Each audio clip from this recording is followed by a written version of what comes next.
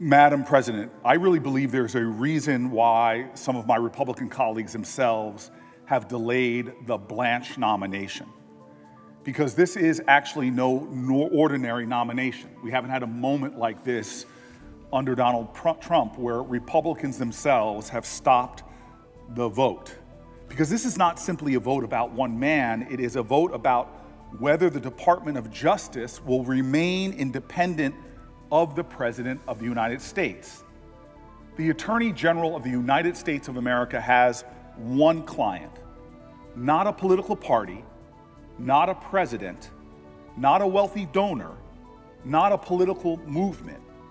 The Attorney General's client is the Constitution of the United States and the American people. That is the sacred obligation of that office. When they're sworn in, they do not swear an oath to the president, to Donald Trump. They swear an oath to uphold and defend the Constitution. Unfortunately, Todd Blanche has spent months in office demonstrating his allegiance not to our Constitution, but to the president. Time and time again, he has shown that he is only capable of serving the interests of one client, Donald Trump. And that is why this nomination should not simply be delayed, it should be rejected. The evidence is overwhelming. Congress came together in a bipartisan way to pass the Epstein Files Transparency Act because survivors deserved answers. They deserved justice. And the American people deserved transparency. Todd Blanche was responsible for carrying out that law. Instead, he delayed and delayed. He was stalling. And there was a release after the date and deadline prescribed by Congress that was so careless that sensitive information belonging to Epstein survivors were exposed by the very department that was supposed to protect them. Their phone numbers, addresses, images, personal details. Think about that. The survivors entrusted the Department of Justice with some of the most painful chapters of their lives. They deserved care. They deserved competence. They deserved honesty. They deserved an adherence to the law. And instead, they received delays, excuses, and a terrible, tragic breach of their privacy.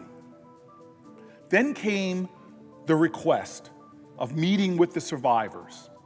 For weeks, Mr. Blanche insisted he could not meet with them unless their attorneys were present. This was not true. A first-year law student knows that this is not true. His own department's policies and federal law make that clear.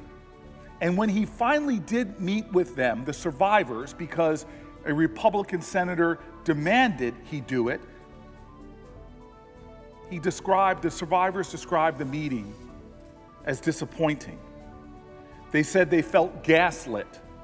They said they were skipped over. They said Mr. Blanche was condescending to the survivors of sexual assault. Even then, when the survivors pleaded for continued investigation into the Jeffrey Epstein co-conspirators, Mr. Blanche once again hid behind claims that the law prevented him from answering.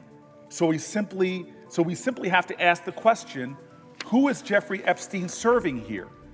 Is he serving the survivors? No. Is he serving the interests of the Department of Justice? No. Is he serving the American people? No. But we know that he rushed to the Situation Room for high-level members of the Trump administration to strategize on how to protect the president. It is another clear example that the person he is there to protect is Donald Trump.